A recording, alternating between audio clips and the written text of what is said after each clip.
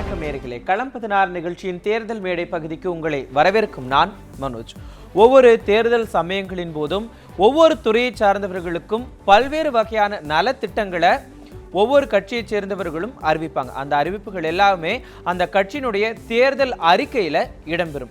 அப்படிப்பட்ட அந்த தேர்தல் அறிக்கைகள்ல அந்த நலத்திட்டங்கள் எப்படி மக்களை போய் சென்று அடையும் அப்படிங்கிறத ஆளும் கட்சியாக இருக்கிறவங்க எப்படி இப்ப இருக்கக்கூடிய அந்த நலத்திட்டங்கள் எல்லாம் மேன்மேலும் மெருகேறும் அப்படிங்கிற விஷயத்தை வலியுறுத்தி அவங்களுடைய தேர்தல் அறிக்கையை தயாரிச்சிருப்பாங்க. இதுவே எதிர்கட்சிகளாக இருந்தால் ஏன் இவ்வளவு நாளாக அந்த மாதிரியான திட்டங்களை நீங்கள் செயல்படுத்தவில்லை அப்படிங்கிற ஒரு குற்றச்சாட்டையெல்லாம் முன்வைத்து தாங்கள் ஆளும் கட்சியாக மாறினால் எப்படியெல்லாம் அந்த நலத்திட்டங்கள் மேன்மேலும் செய்யப்படும் அப்படிங்கிற விஷயத்தை வலியுறுத்தி தங்களுடைய தேர்தல் அறிக்கைகளை அவங்க தயார் பண்ணுவாங்க.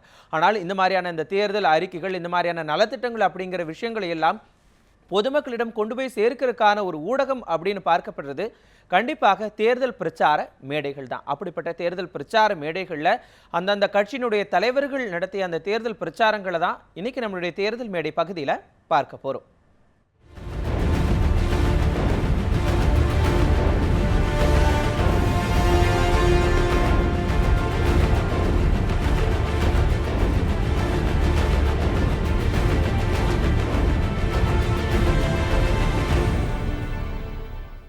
இன்னைக்கு நம்மளுடைய தேர்தல் மேடை பகுதியில் பார்க்க போகிற முதல் பிரச்சார பேச்சு யாருடையது அப்படின்னா, திருச்சியில் ஏப்ரல் 30 நடைபெற்ற நாம் தமிழர் கட்சியினுடைய பிரச்சார பொதுக்கூட்டத்தில் கலந்து கொண்டு பேசிய அக்கட்சியினுடைய ஒருங்கிணைப்பாளர் சீமான் ரொம்பவே ஆதங்கமாக பிரச்சாரம் செஞ்சிருந்தார்.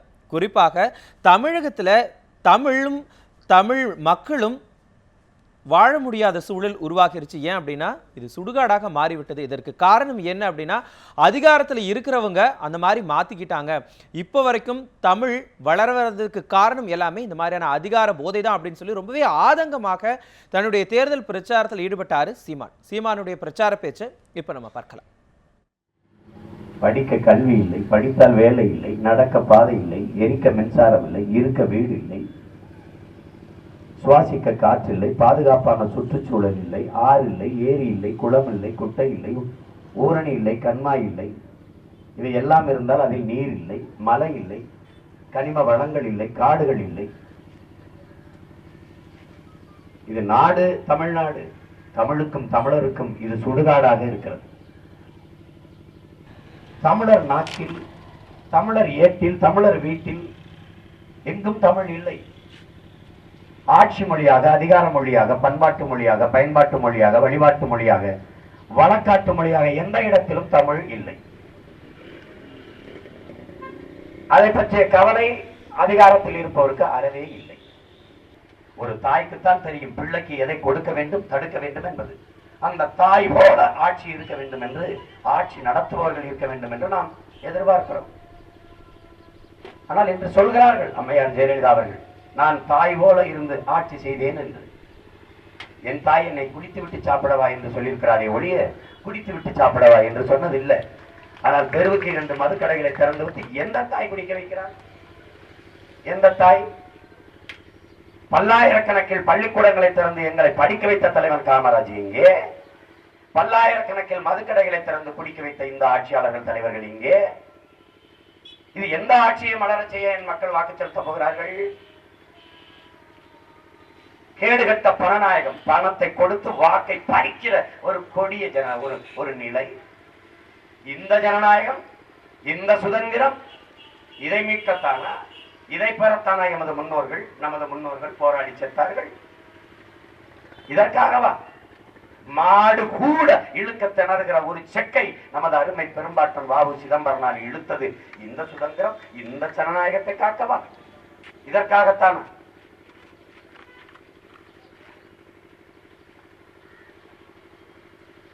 நாமும் கொஞ்சம் கூட வெக்கமில்லாமல் எங்களிடத்துல எல்லாரும் என்ன சொல்றாங்க, நீ என்னதான் கத்து, அவன்கிட்ட காசு இருக்குல்ல, அவன்கிட்ட பணம் இருக்குல்ல, அவன்கிட்ட பணம் இல்ல, நீ எப்படி ஜெயிப்ப, நீ எப்படி வெல்லுவ? ஏற்கனவே ஜெயிக்கிறவனுக்கு தானே, ஜெயிக்கிறவன் பார்த்தானே ஓட்டு போடுவான். ஜெயிக்கிறவனுக்கு வாக்கு செலுத்துறது, ஜெயிக்கிற பக்கம் நிக்கிறது அல்ல வீரம். நிக்கிற பக்கத்தை ஜெயிக்க வைக்கிறவன் தான் வீரம், அவன் தான் வீரம். எல்லாரும் சேர்ந்து செய்யறதுனால ஒரு தவறு சரியாயிராது. அத புரிஞ்சுக்கணும். தவறு 50 ஆண்டுகள் அங்கு நடக்கிறதா? ஆட்சி இல்ல, கொடுமை. ஆட்சி இல்ல, கொடுமை. உலகத்தில் கல்வியில் தலை சிறந்த நாடு தென்கொரியா, 2வது நாடு ஜப்பான், 3வது நாடு சிங்கப்பூர், 4வது நாடு ஹாங்காங், 5வது நாடு பின்லாந்து. இந்த ஐந்து நாடுகளும் தன் நாட்டு மக்களுக்கு கல்வி இலவசமா கொடுக்குது. ஆனா ஏன் நாடு என்ற கல்விக்கு காசு வாங்கிக்கிறது. ஆனா கல்வியை வியாபாரமாக்கி எனக்கான அறிவு, எனக்கான கல்வியை தனியார் முதலாளிகள்கிட்ட பணம் கொடுத்து வாங்குற நிலையில் வைக்குது. உலகத்தில் எல்லா நாடும் தன் நாட்டு மக்களுக்கு உயிர் காக்கும் மருத்துவத்தை இலவசமா கொடுக்குது. இங்கிலாந்து இலவசமா கொடுக்குது. அங்க போய் வேலை செய்யற பணி செய்யற நமது பிள்ளைகள் எடுத்து சொல்றாங்க, வாரம் ஒரு தடவை சும்மா மருத்துவமனையில் படுத்துட்டு வரலாம் போல இருக்கேன் அப்படின்னு. அவ்வளவு உயர்ந்த மருத்துவத்தை இலவசமாக தன் நாட்டு குடிகளுக்கு அந்த அரசு கொடுக்குது. அதை கொடுக்க வேண்டியது அரசின் கடமை. ஆனால் எனக்கு வேண்டி எனக்கு மருத்துவம் தருவதற்கான காசை என்னிடத்தில் எனது அரசு எடுத்துக்கொண்டு எனக்கு தலைவலியா, காய்ச்சலா, உடம்புக்கு முடியலையா, நெஞ்சு வலியா, நான் தனியார் மருத்துவமனையில் படுத்து லட்சக்கணக்கான காசுகளை பொட்டி தான் மருத்துவம் செய்து உயிரோட வெளியில வர முடியும் என்கிற நிலையில் என்னை வைக்குது.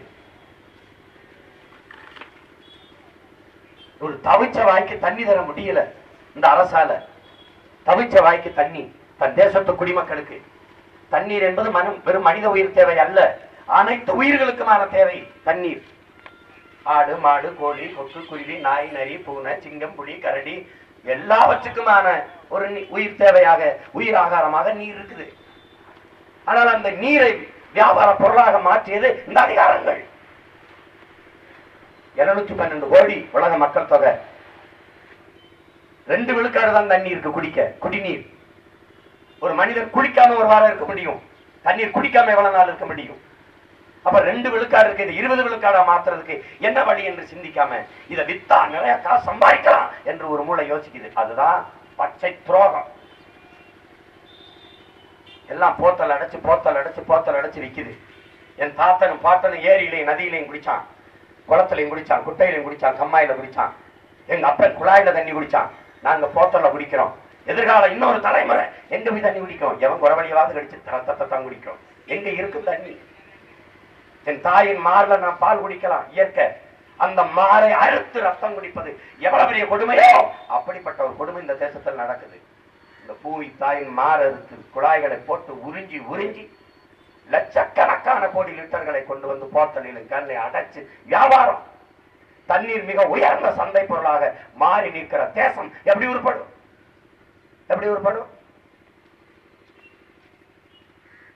இங்க எல்லாருக்கும் என்ன, நமக்கு தான் கடையில தண்ணி கிடைக்குது, வாங்கி குடிச்சிடலாம் அப்படின்னு. ஆட்சியின் சிறப்பு என்ன? ஐயா வந்தா அரிசி 5 கிலோ, அம்மா வந்தா அரிசி 10 கிலோ.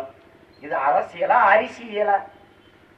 அரிசி இலவசமா போட்டா தான் வாங்கி சாப்பிட்டு வயிறு வளர்த்து உயிர் வளர்க்க முடியும் என்கிற ஏழ்மை நிலையில் இன மக்களை வைத்திருப்பது சாதனை என்று வெக்கமில்லாமல் பேசிக்கொண்டு வாக்கு கட்டு மறுபடியும் வருகிறார்.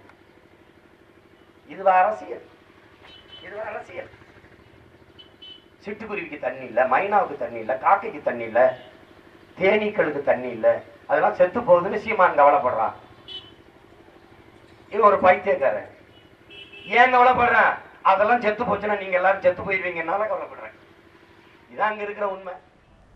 இந்தியாவை தவிர மற்ற எல்லா நாடுகளிலும் கல்வி அப்படிங்கிற ஒரு விஷயம் இலவசமாக வழங்கப்பட்டு கொண்டிருக்கிறது. ஆனால் நம்முடைய நாட்டில் தான் இந்த கல்வி அப்படிங்கிற ஒரு விஷயம் வியாபாரமாக இருக்கு. இதுக்கெல்லாம் மிக முக்கியமான காரணம் இந்த அதிகாரம் அப்படிங்கிற ஒரு விஷயம்தான். இந்த அதிகாரத்தின் காரணமாக நம்ம குடிக்கக்கூடிய தண்ணியை கூட வெளிநாட்டு நிறுவனங்களுக்கு விற்கக்கூடிய நிலைமைக்கு நம்ம ஆளாக்கப்பட்டிருக்கிறோம் அப்படிங்கிற ஒரு விஷயத்தை ஆதங்கமாக தன்னுடைய தேர்தல் பிரச்சாரத்தில் வெளிப்படுத்தியிருந்தார் சீமான். அவருடைய பிரச்சார பேச்சு கேட்டோம். இனி அடுத்ததாக ஏப்ரல் 30ஆம் தேதி காட்டுமன்னார் கோயிலில் நடைபெற்ற மக்கள் நல கூட்டணியினுடைய அந்த பிரச்சார பொதுக்கூட்டத்தில் கலந்து கொண்ட இந்திய கம்யூனிஸ்ட் கட்சியினுடைய மாநில செயலாளர் முத்தரசன் விடுதலை சிறுத்தைகள் கட்சி தலைவர் தொல் திருமாவளவனுக்கு ஆதரவாக தன்னுடைய தேர்தல் பிரச்சாரத்தில் பல்வேறு விஷயங்களை பேசியிருந்தார். அப்போ அவர் வைகோவை பற்றின பல பெருமைகளையும் அவர் பேசியிருந்தார். குறிப்பாக வைகோ மகாகவி பாரதியாரோட பக்கத்து ஊருக்காரரு, அதனால தான் பாரதியை போலவே ரொம்பவே திடமான மனநிலையோடு இருக்காரு. குறிப்பாக இந்தியாவில் உழவர்கள் ஒரு நல்ல நிலையை அடைய வேண்டும் அப்படிங்கிறதுக்காகவே உறுதி பூண்டு முண்டாசு கட்டியிருக்காரு. இந்த 2016 சட்டமன்ற தேர்தலில் உழவர்களுக்கான ஒரு விடுவு காலம் பிறக்கும் அப்படிங்கிற ஒரு நம்பிக்கையோட தன்னுடைய தேர்தல் பிரச்சாரத்தில் ஈடுபட்டார் முத்தரசன். அவருடைய பிரச்சார பேச்சை இப்ப நம்ம பார்க்கலாம். நம்முடைய அண்ணன் வைகோ அவர்கள் முண்டாஸ் கட்டிட்டு இங்க வந்திருக்கிறாங்க. பச்சை முண்டாஸ் கட்டிட்டு வந்திருக்கிறாங்க.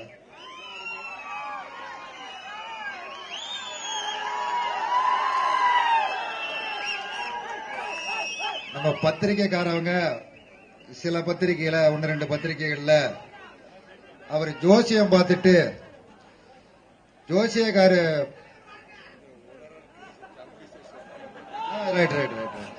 உளறல் கேஸ் தமிழிசை நான் பத்திரிகைன்னு தப்பா சொல்லிட்டோம், மன்னிச்சுக்கணும். பத்திரிகை இல்ல தமிழிசை ஜோசியம் பார்த்துட்டு ஜோசியக்காரு சொன்னான்னு கேட்டிருக்காருன்னு தமிழிசை சொல்லியிருக்கிறாங்க.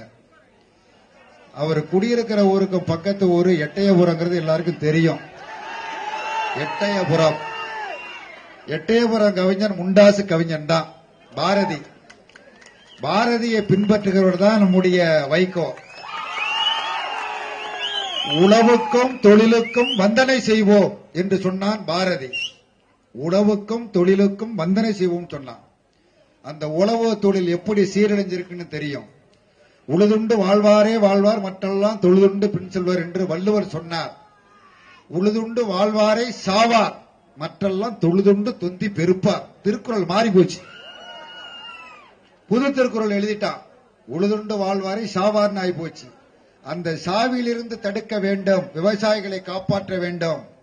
90க்கு மேற்பட்ட விவசாய சங்க தலைவர்கள் கலிங்கப்பட்டிக்கு சென்று அண்ணன் வைகோ அவர்களை சந்தித்து எங்களுடைய சங்கங்களுடைய ஆதரவை மக்கள் நல கூட்டணிக்கு அளிக்கின்றோம் என்று வாக்குறுதி கொடுத்திருக்கிறார்கள்.